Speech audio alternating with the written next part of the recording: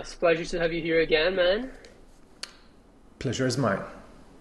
I don't think you don't need any introduction at this point, but for anyone that don't doesn't know you at this point, can you please tell us who you are?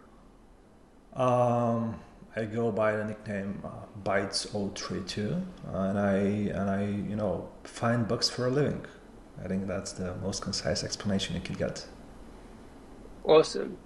And just recently, I think yesterday, you launched a new platform. I don't even know what to call it. Yeah, Can you tell us a little bit about what it is? I mean maybe a platform slash product, but it's essentially a marketplace, and I think marketplace is the wrong word, but let's just say a place where security researchers meet protocols and they can just do their business instead of protocols reaching out to folks on Twitter just because they have a bigger reach, a better you know better So managed content. basically, it's a place where, let's say, I need an audit as a project, and I tell everyone that I need a project, and auditors apply to me. Yes, it's like reversed gem for audit. Yeah, yeah. Um, and so, what is the reason behind it? Why did you decide to launch it? Um, I can tell you how I got the idea. So I've teamed up with a few folks from, you can see from Team Blue, like from Code Arena. I've teamed with our in Mayo, or I don't know what's the right way to spell the nickname, and Alexander. So it's apparent that, I mean, these guys have way better public record than mine, right? I mean, one is number one in 23 for in for Code Arena. The other one is, I think, top 10 or something like that, and won 4 or 5 Sherlock contests in a row that he led. The other like won the Maya DAO contest as well. So I think it's unfair that I'm getting more leads than, for example, not just them, but I'm just giving them an example because that's where the idea came in.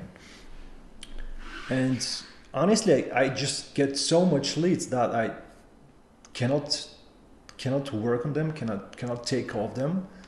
So there are like two possible things to do. You build an agency. I don't want to build an agency. We've had that conversation before. It's just not my type of thing. And then I could arbitrage that some way or just give it all away. So I don't like. I'm just gonna give it away. That's all. And yeah, 20 hours to production. That's pretty much it. So it took you 20 hours from having the idea to making it live? Yeah, I was in the sauna and I was like sweating quite hard, and I was like thinking, how do I do that? I went to sleep like 40 minutes later. In the morning, I wake up. I bombarded a few guys, including you, with plenty of questions. I asked a friend to spin up the website, and I messaged everybody, that you can see their logo on the homepage. So yeah, that's and of course I've just messaged a few like recent leads that I had. I was like, listen, I think I got a better opportunity for you. Let's see how it works for you. Right. So if you're a project, how do they end up at this marketplace? Well, right now it's literally they ask me for work and I redirect them, to find out it. The other way Just is, just like that. yeah, the other way is like they could find the website and apply from there, but I don't think that happened so far. It's like literally the other way Yeah, yeah, around. that makes sense. And so that obviously takes a bit to implement and probably will take a lot to manage. So why do this for free? Why not take a small percentage of whatever? Well, I think there are, I mean, two things on mind. There are other platforms that already do that. and there are a few platforms that are actually building that right now. So I'm just gonna do something that's already there. So that's point number one. And point number two, I have my own views why I want to level out this game, right? I think there's I mean it's a food for thought for everybody why this game should be leveled and even, but they're like a myriad of reasons actually. And I asked for feedback for like even folks that are not my biggest fans actually, and thankfully they all gave me feedback, regardless if they like me or not. But a lot of the feedback that I got, you cannot sustainably manage that for free. It has to be paid. Cannot be like for free forever. I understand where they are coming from, but I also think that that's not entirely true. I have a few ideas eventually how to do that. Not sure yet. I'm like still tinkering in my mind and like with a few other folks that just with Renaissance swaps, the guys from the team. So gonna see how it goes. So could you share some of the maybe ideas that you have? Because from my perspective, Yeah. someone would need to manage that kind of thing. For example, you probably want someone to vet the security researchers. Otherwise, you're going to have a lot of people spamming all these projects that don't really have any experience. We don't want that. You also need someone to vet the projects, because what if they're just a bunch of scammers that are not really going to pay anyone? And someone needs to be paid to do that, I think. So what kind of solutions do you have in your mind for that? Okay, so ideally there should be some kind of a community manager, right? Someone who's actually gonna do a lot of the manual labor. But ideally, I think that I hope, no, not I think, I hope, I believe, in the end it's gonna end up like a community-driven thing, somehow, one way or another. Could apply for I don't know if grants even apply to that, but maybe it could be a good way. But I think it could be run very very cheaply, let's say that way, and it could be Right. automated. So To a huge extent, it could be automated. If there is a website where it's like all automatic, it could be like very very easy. Just having a Telegram group and forums makes it actually complicated right now. That's where. yeah, I kind of see where you're coming from.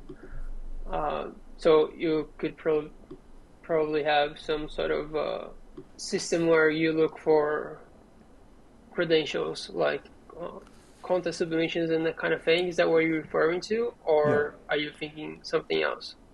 I mean, my my the quickest idea that I had so far was like I don't know if you have seen my website where I had like the audits listed and stuff like that. I think I can fork that rather easy and make it like a portfolio for security researchers so they can just aggregate everything there like for free, not being gate kept by any other platform. And they can use that. But I don't think there's a need for that right now. I mean, you have Codrina profiles, you have other platforms that have something similar as well. So I think what it should end up like as a website, if it is a website, is like I'm a project. I list my request for audit, and anybody can apply. And vetting, I think it's gonna be probably gonna be an issue, but I don't see it anytime soon. As long as it's lightly managed, I don't think vetting protocols would be an issue. But vetting security researchers definitely. So you're just kind of hoping that the community is going to see so much value in that somehow we're going to self-organize and make this work one way or the other, right? Yeah, I'm just like YOLOing right now. That's. I mean, it started as a YOLO and it's still like a YOLO. That's no plans, no Nice, roadmap. nice. No plans, no roadmap. Yeah. Yeah, I not think that's trying to pretty do anything. dope. And, especially because you're just doing this on your own time with no expectations for profit. And there might even be a reason why some people might think there's a catch there somewhere. Yeah. Why would you be doing all this if there is no profit involved for you? So that might be something you want to address. Do you plan to get something out of this financially at some point? Is there some mechanism that you plan to implement at some stage? Or is it purely just kind of like, nah, just public good benefiting everyone? So, legitimately, like from the bottom of my heart, even though I'm getting the feedback that it shouldn't be free, as long as I'm involved with this project, it's gonna be free. Like zero costs for auditors, zero costs for like protocols. I'm gonna find a way to make it work, one way or another, but I'm not gonna monetize it in any possible way. Not gonna sell it to any other platform ever. And feel free to cancel me anytime if that happens. So that's why I'm saying it like loud and clear. Not gonna merge it with any other platform as well. I think any other platform that intends to do what FindAudit is doing, they can just copy paste it real quick. And for platforms that are actually building marketplaces and stuff like that, emerging platforms, let's say that way, like newer platforms. If you took the funding to build something that simple and and nobody built it like in 20 hours, you should ask yourself why you got VC funding for that in the first place. Yeah, that's a funny thing to bring up. I've heard of some crazy raises for people building some marketplaces that make absolutely no sense. Yeah, yeah, definitely. So yeah, TLDR, no, not gonna monetize it. Not looking to have any monetary gain from that. I mean, it's obvious that I'm getting the benefit of doing something good in front of the public. That's obvious. You can't hide that. But yeah, that's pretty much it.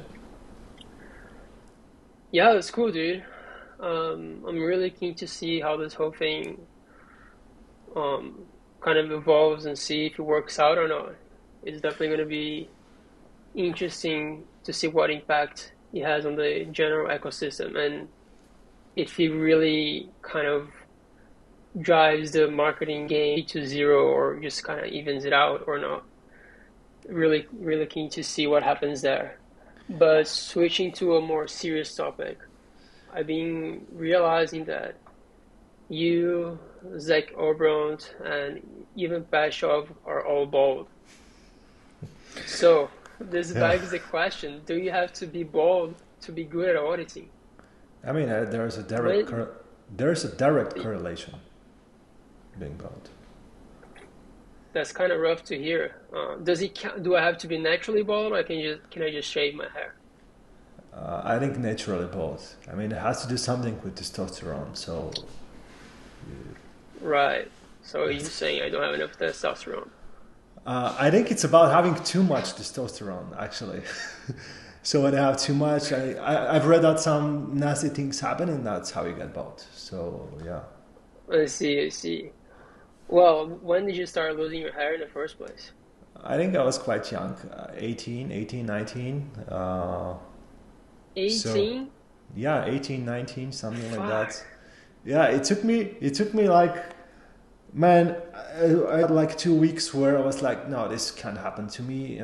We were quite broke, and I was like, my father passed away two years ago, when that happened. So I literally asked my mother to spend an enormous amount of money that she didn't have, some things to use and some shower gel stuff like that, and it took me.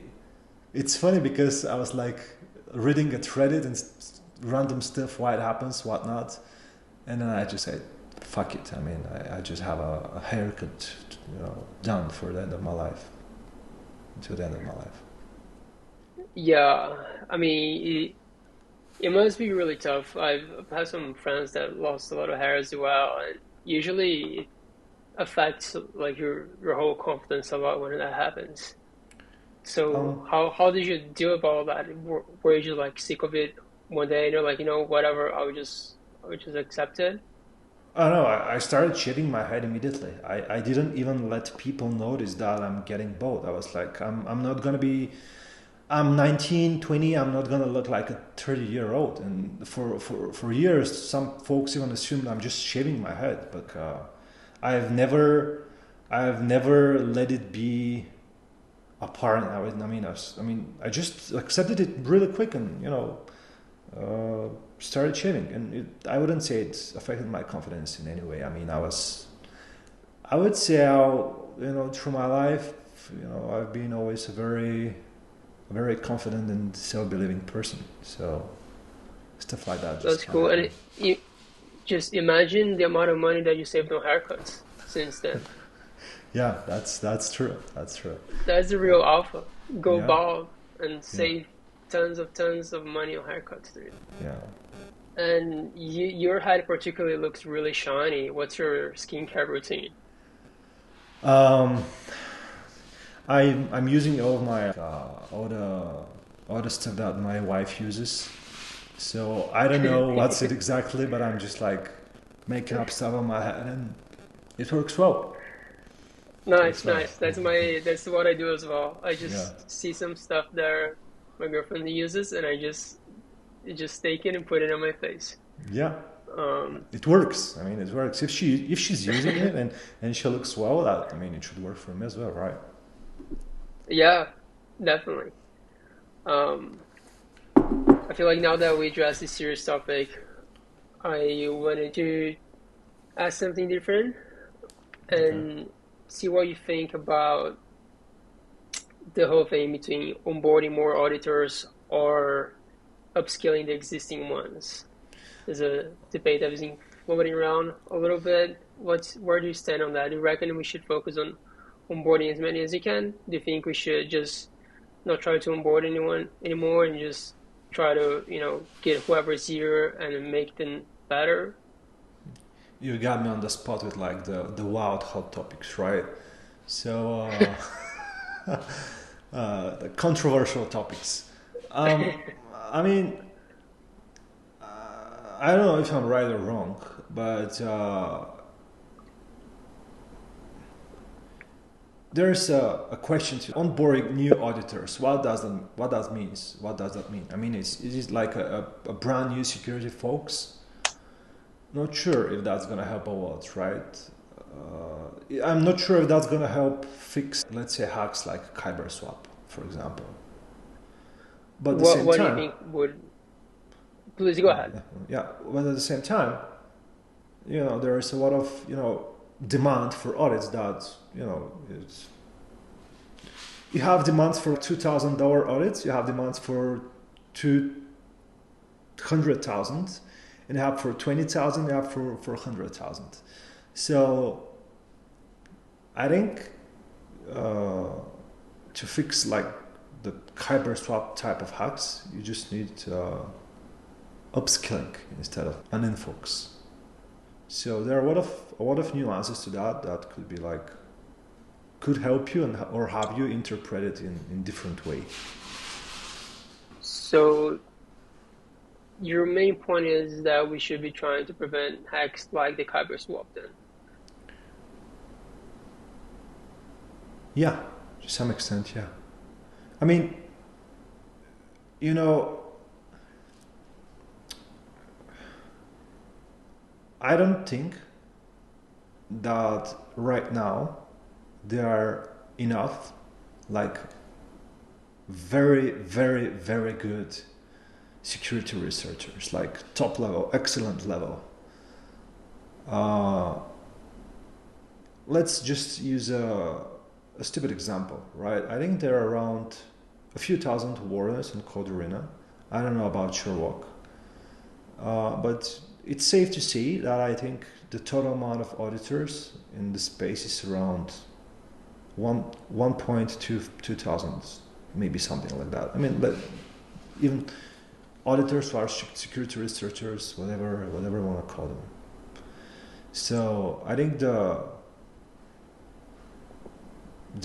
top level ones are like, I could probably count them like on my two hands, right?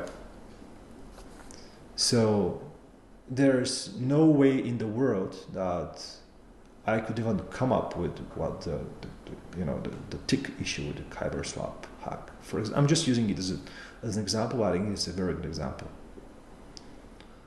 Yeah. I think that makes sense. And definitely the more skilled auditors, the better.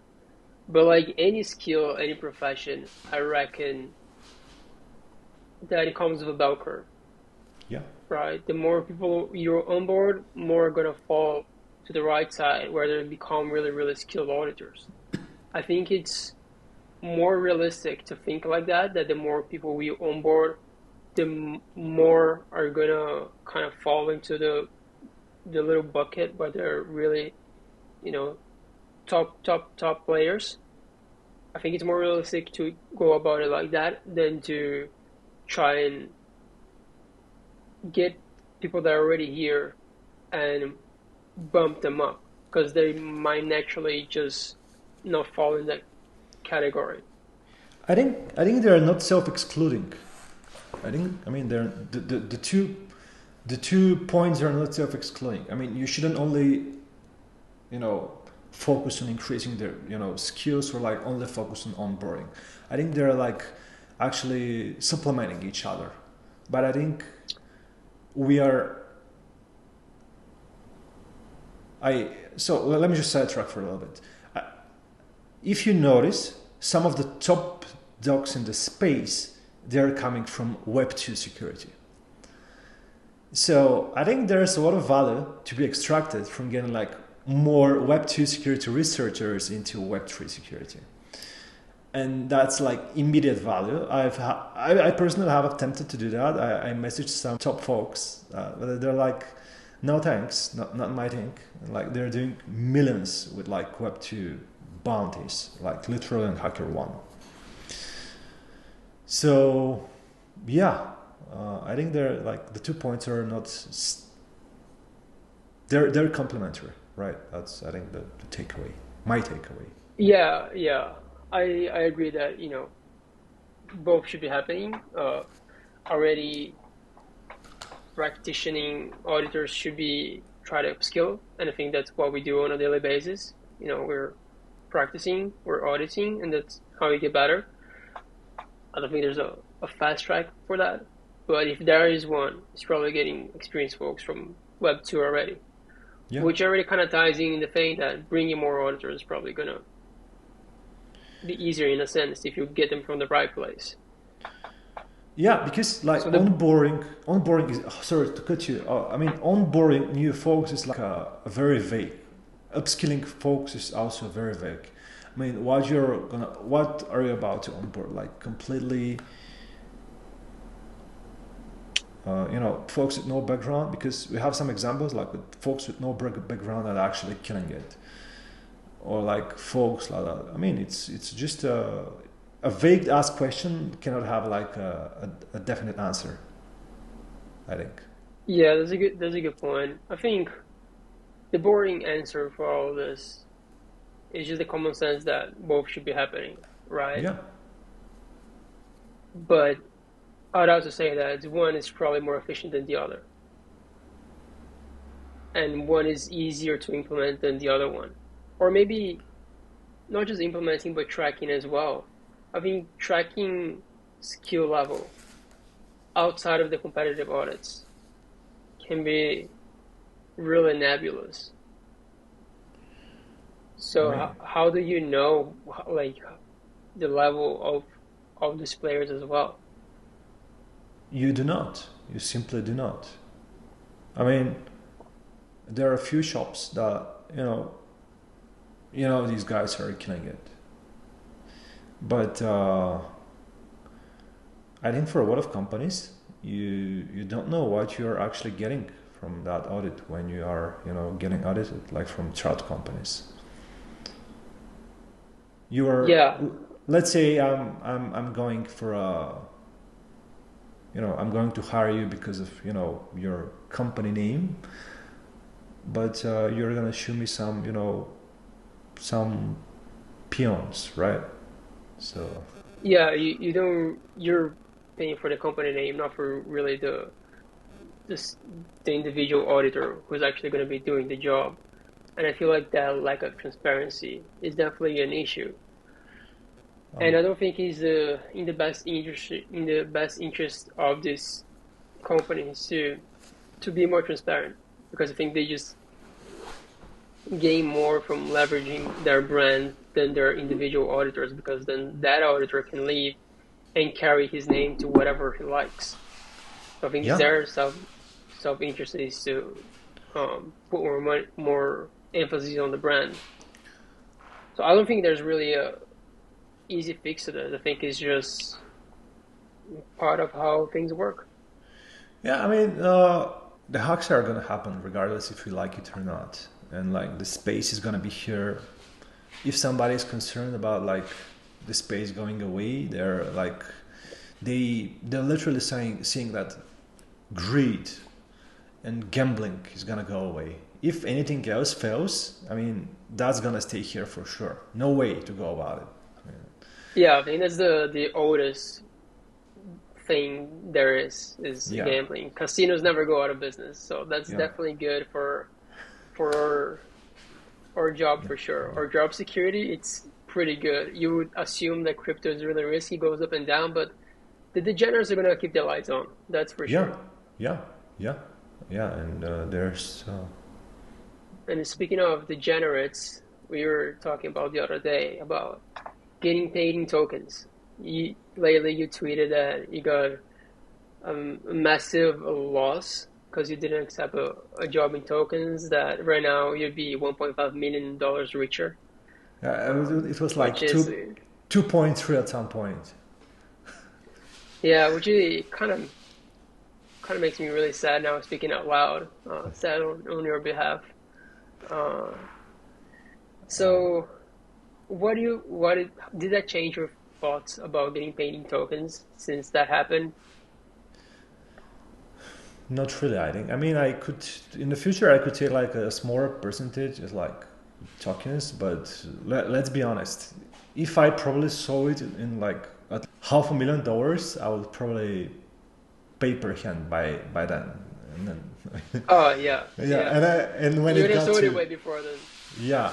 I mean, and when it gets to 2.3 or whatever it is, I'm gonna be regretting even more because like, why did I sell? I mean, it's even tougher.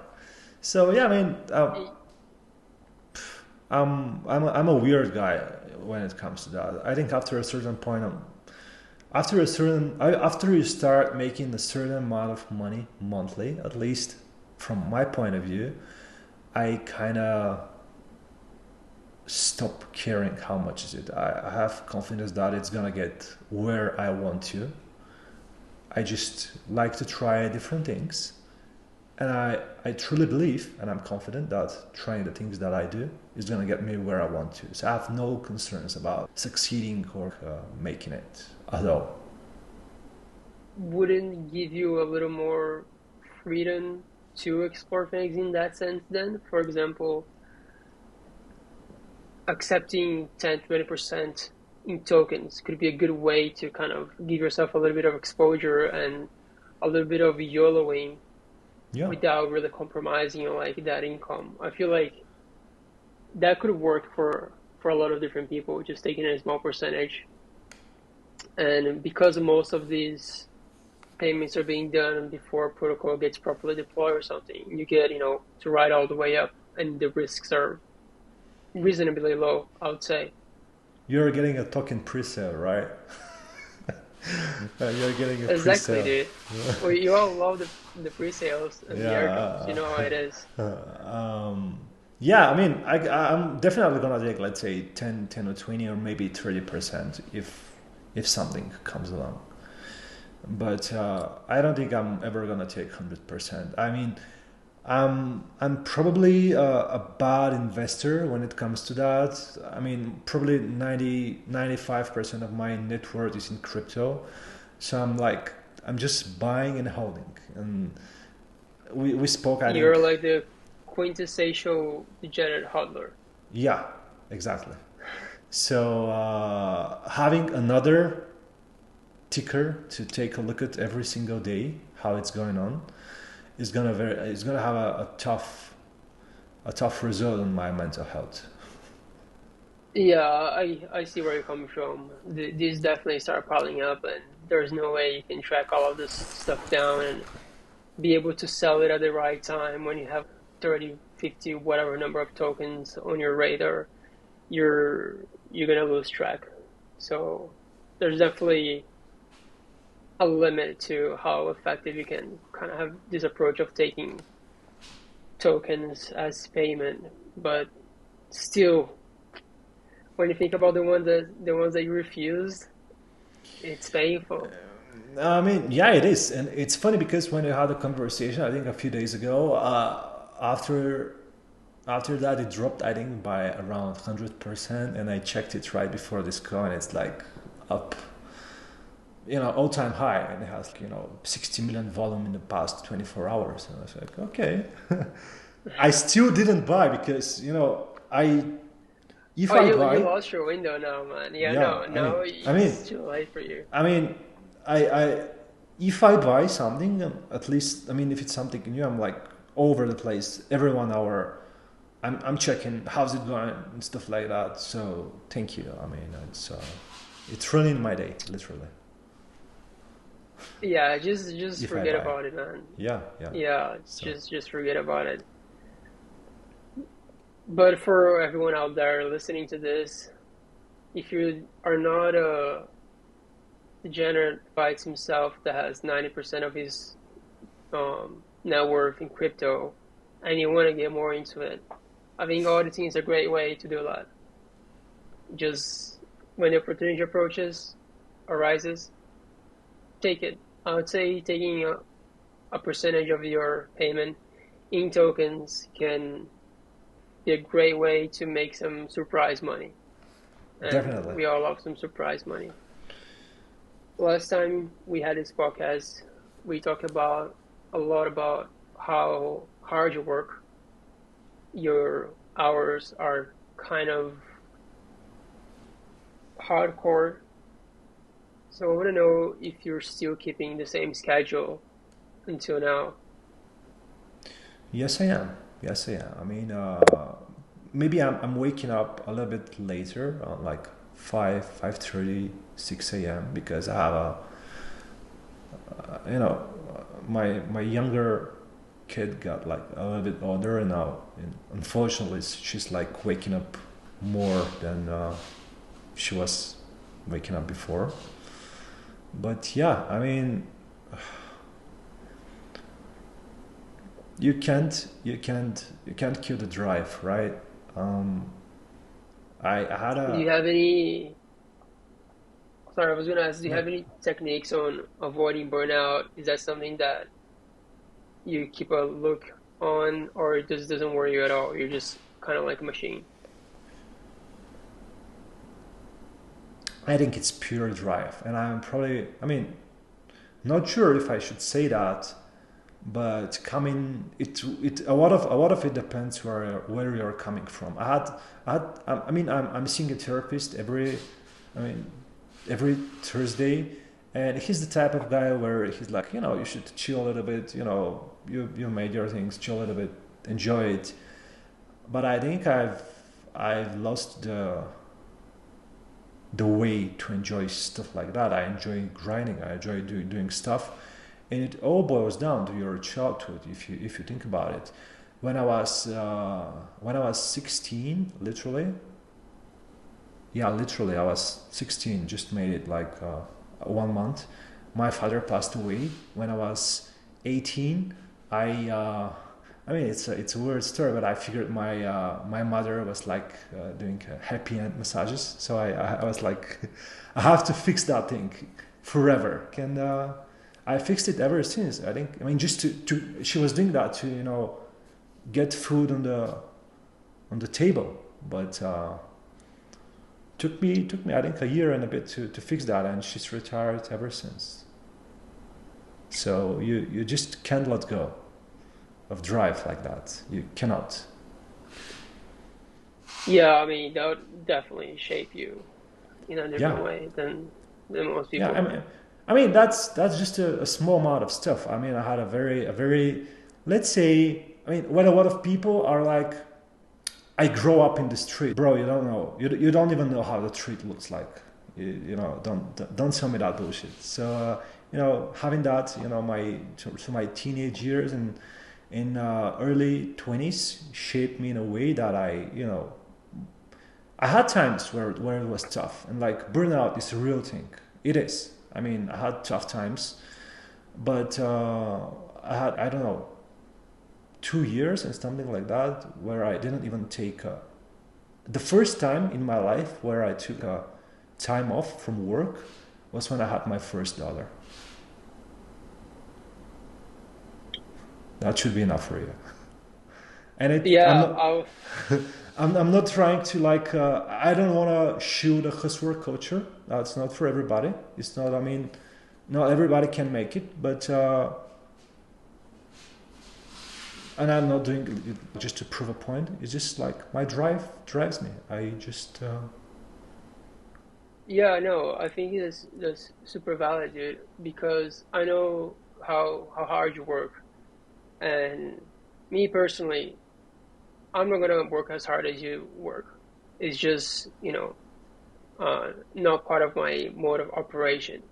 And yeah, I feel like I work pretty well. I don't think I'm a lazy dude, yeah. but I think you take it to a next level. And I was gonna ask you what motivates you, and you just kind of answer that, and it makes sense. I can see how the all the pieces come together, and it's something that you really can't emulate, like those life circumstances that give you that kind of inner drive.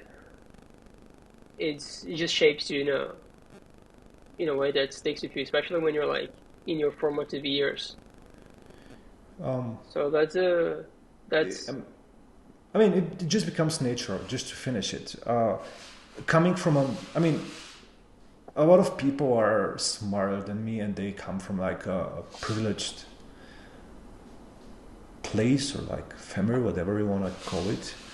But everybody's gonna want your. I mean, we're probably gonna go off topic a little bit, so feel free to edit if you don't like that. But I no, mean, dude. It's all good. uh, everybody wants your life, your car, your wife, whatever you have right now. So might be smarter than me, might be more privileged than me, might be better than me at a lot of things, but they're not gonna outwork me. That's what it boils down for me. Not gonna outwork me. Yeah, you definitely have one edge. Probably, I think you have more than one edge, but that one it's probably safe on you. But yeah, dude, that was a hectic background story.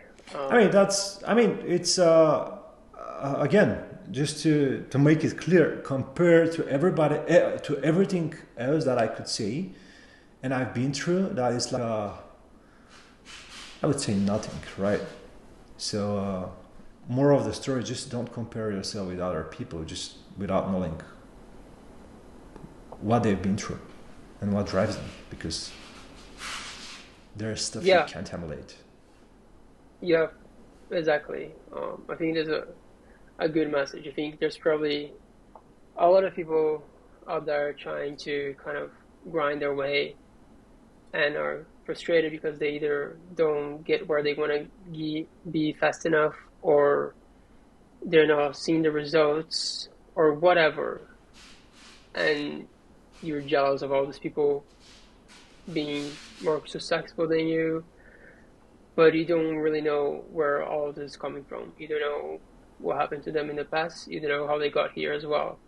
So just focus on your own own way of doing things and just keep doing. Just Yeah, focus on whatever it is that it's your next step. yeah, it's very funny because I see a lot of folks asking, well, not only me but other auditors in the space as well. What's your background? I mean, do you have security background? Have you been a developer before and stuff like that? I mean, it's a zero sum game to compare yourself with others. Play your own game. Play the one game, or just YOLO stuff and figure it as well. Both work. Just don't look at others and be positive. That's all I can say about that. Yeah, I Yeah. I totally agree with that. But there are some things that for auditing are like universal. For example, the ability of focusing for a long time. I think every decent security researcher needs that skill. So, what is your way to kind of achieving that? Because sometimes it can be hard. Sometimes life happens that, I don't know, your kids needs to be picked up or they're sick or the neighbors mowing the lawn or whatever it is there a moment where you kind of struggle with focusing, and how do you deal with that kind of stuff? I struggle with focus and let's go a step behind. When you do a lot of things, which is what I do, you're for 100% gonna struggle with focus. So it's easy to focus when you're just have a one go one. I mean, not one go, but like a streamlined thing to do, just a single thing. And when you do more than just a single or two things, you're for sure gonna struggle with focus. Do I struggle with focus? Yes, I do. Every single day of my life. I mean, even today, yesterday, any single day. But I think there is no shortcut for that. That's like looking for a shortcut to get a better security researcher. There's no shortcut for focus. But what helps me is like I'm blocking all my instant messaging applications, on my laptop, on my iPhone when I'm, in focus mode. And anytime I feel like distracted, I'm very self-driven. So I try to remind myself, if I keep doing shit like this and keep getting distracted, will I get where I want to get? So it sounds like very vague and easy, but there's no shortcut. And if you are like me, you're gonna struggle. You're gonna struggle, but pain is information, right? So your technique is just to mentally remind yourself, if I keep being distracted, I'm not gonna achieve my goals. For the day, yeah. I have goals every day. I wanna audit for 4 or 5 hours. I wanna do other things. I wanna do XYZ other things for X amount of time in a day. And if something just goes, if I'm in mood, I can cancel all the other things. But in the end, if I'm not focused enough, I won't be able to do anything for that day. And I had days like this. Everybody does, I think. But it's just about not beating yourself, and like it's a new day tomorrow. But like if it happens 2 days in a row, then sorry, but at the end of the day, you're just gonna be a loser. That's all. I mean, if you like being a loser, that's you're. Yeah, Yeah. I think it's sometimes hard because once you lose the thread, it's kind of hard to even catch yourself being off. Sometimes I don't know, I'm working and for some reason I'm looking at something and I get distracted, or a YouTube video shows up or something, and then 20 minutes later I'm still watching the stupid video. I try to do sometimes just put a picture of something that I want really bad in front of me, like on my phone screen. Yeah. And if I ever get distracted, I just look at it and I'm like, I'm not gonna get that if I keep watching this stupid horse video or whatever. And that sometimes helps me as well when I get off track. Yeah, I think it's essentially the same thing, like having goals, and it's not about like having a I want to do I want to become the best in 2024. That's like a vague goal, right? Just yeah, have a small goals. Small. Dream big, of course. But because goals without dreams, you know, just dreams, right? But my point is, it's never gonna be easy because you're just like it's gonna be hard. Life is hard, man. I mean, life is hard for everybody. So For some people, harder than others, for sure. yeah, life is hard. There is no shortcut to anything. I mean, I had a dude that asked me. I received a message in Discord. Let me just give me a second. Uh, the message like I'm reaching as a fellow auditor, a humble plea request, yada yada. I'm currently participating in audit competition X with substantial prize pool. I have yet to uncover any valid findings. And then he's like, I would greatly appreciate your support with providing me just a single finding. I mean, the message is cringe. That's out of question. But like that mindset, that attitude, not gonna make it for sure.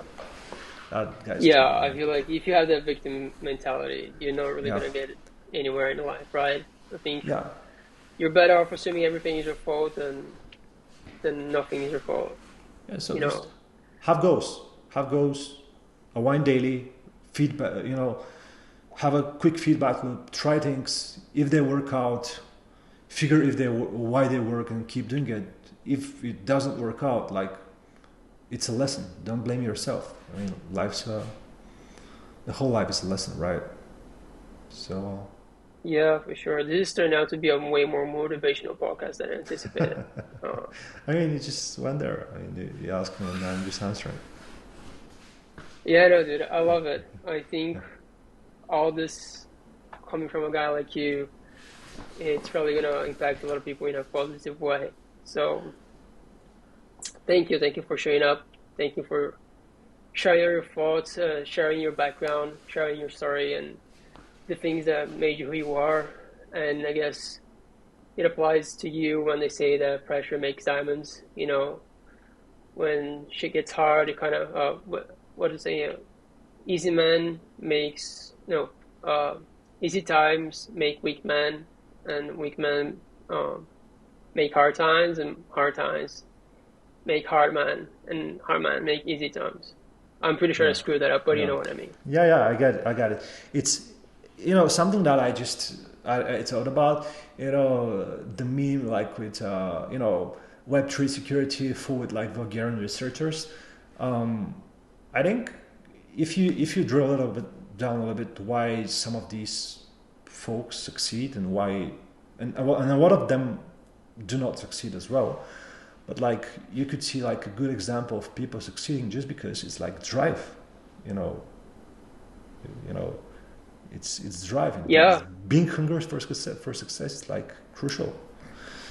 So yeah, yeah, dude. yeah. For sure, I agree. And yeah, man, it's been a pleasure having you here, man. Thank you for coming. Thank you for having me. So Yeah. let's reiterate. Let me just start with a statement that if 6 months ago you would hear me shilling so audits, today I would say that if you aren't, I'm trying to find the most polite way to say that, but if you You're are not a to tough actually guy. provide real value, um, and you aren't one of the top guys doing a SO audit with the customer expecting that you're gonna find everything is kind of a scam, right? You should disclose very clearly that you are bound to miss stuff. And I'm gonna give a great example. Uh, you know that guy Charles from Paladin, right?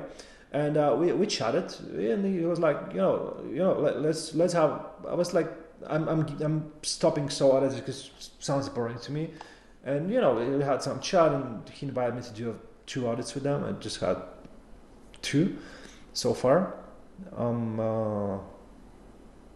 And the first audit went good. It was with somebody else, not him. But the second one, I was like trying to impress him too much, do stuff that I usually don't do, like diagrams, state machines, stuff like that, instead of like just reading the code and putting comments.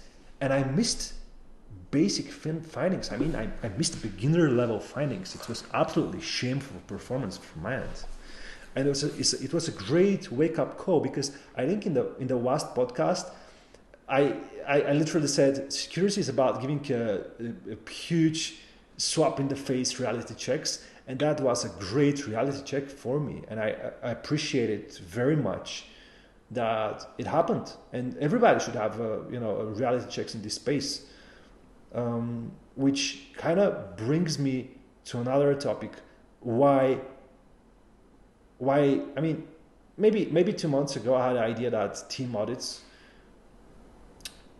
but in general, scaling the sole audit business, like doing agency, arbitraging work, or like other stuff, I don't want to do that. Said it, a gazillion times so far.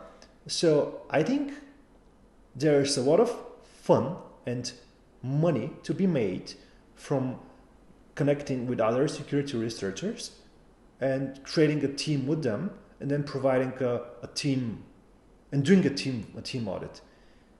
It's amazing for you as an individual, because you get immediate feedback loop, right?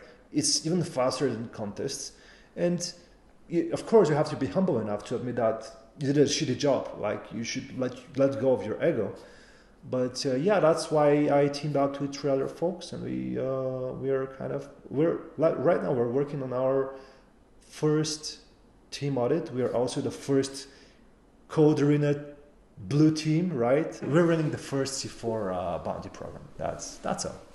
Oh, that's good. That's good. Yeah. That's good. So just to reiterate, so what you're trying to say is that if you're not one of the top dogs, see Michelle, Liam, and those guys, you probably shouldn't really be doing solo audits unless you're really, really careful in setting customer expectation and saying, hey, I'm probably very, very likely to miss a lot of things.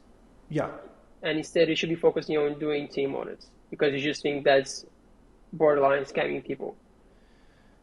If you are implying that you're gonna find everything, or you're implying that no problem, after this audit you could go to production, then that's kind of misleading. I mean, and I could see like why it could happen. I mean, it's a free market, everybody can do whatever they want to.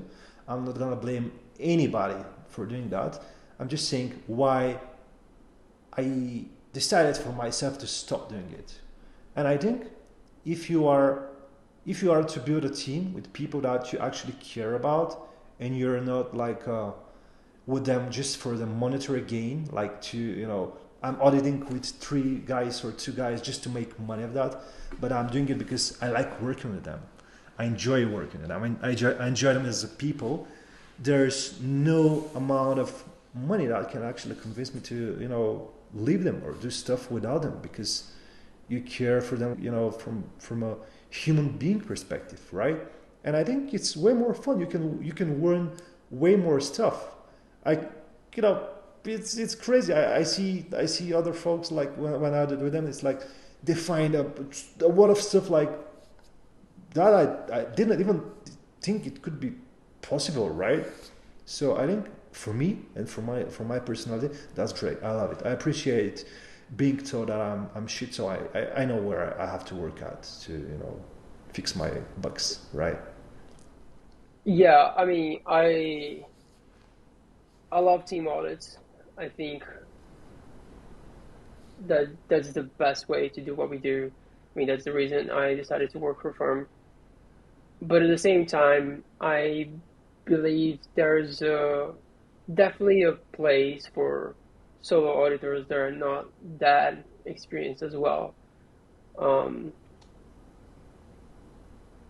because, like you said, the nature of things is that most protocols can't really afford the top guys, and Yeah, they're better off getting someone than getting no one.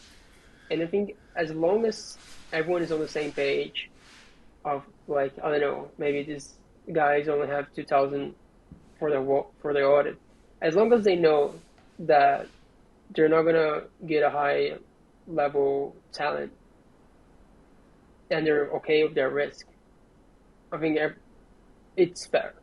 yeah, it's fair. And if you are that person charging lower on the lower end because you're not that experienced or whatever it is, you don't really have to, you know, feel guilty or feel like you're scamming anyone as long as you are properly disclosing your level of skill and the expectations. Even the best of the best miss things. We Yeah, can see in the cover swap hack that you brought up as well.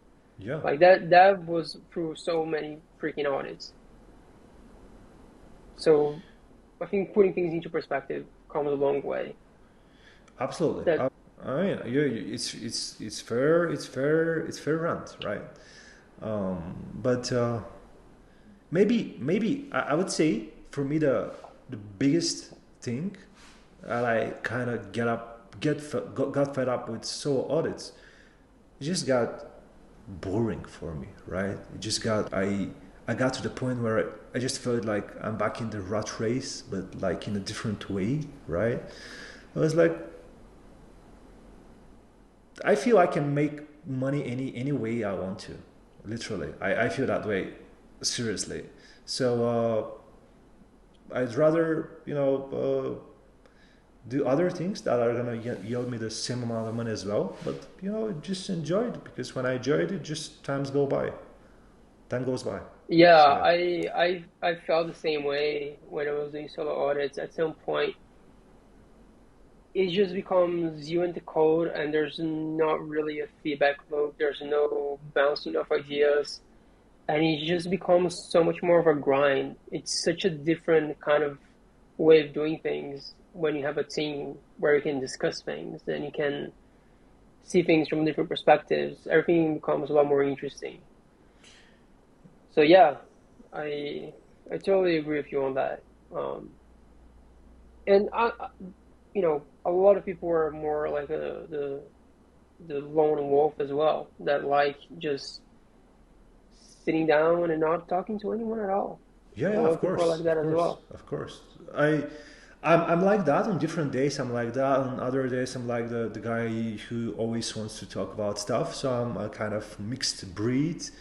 But yeah, just sharing my perspective why I feel that's not my type of thing anymore. That's all about it because I know some people are like, oh, what's the catch? Why he stopped doing that? What's going on here? What's the secret? But there's no secret. I just do what I want to do and just double down on things that I actually want to do. That's all. But yeah, that's Yeah, that's very fair. That's, that makes a lot of sense. And I think more people should just kind of listen to their gut as well. If it might be that you're grinding too hard, but it also might be that you're just not working the right way or like the way that most people feel it as well. yeah. Maybe the last thing that I'm gonna say is like the Renaissance team that we have is I've managed plenty of folks through my life, through my career. Apologies, but not only that type of careers, I had other careers as well. Pretty much managing people there as well. But I'm quite proud of them, of the folks that I teamed with, because it was, everything about the teaming up was like super disorganized, super chaotic. We had our hiccups here and there, and they, that didn't disrupt them at all, like zero. And I feel alive. I feel like very, very motivated when I see people that are actually ready to grind alongside me. this is probably the thing that I cannot burn out no matter the amount of hours a day. If I just see people pushing as much as they push, I'm gonna push even more, right? I want sleep. But yeah, that's a huge thing for me, and I'm proud of them, proud of having them, and them having me as well. Yeah, that's hectic, and there's definitely something when you have other people pushing you, and a group of masochists becomes really dangerous Yeah, when it comes to bug hunting as well. If yeah. there's a bunch of crazy people like you grinding their guts out, it's definitely gonna be something to watch. Well, 2024 is for grabs. Let's see what happens.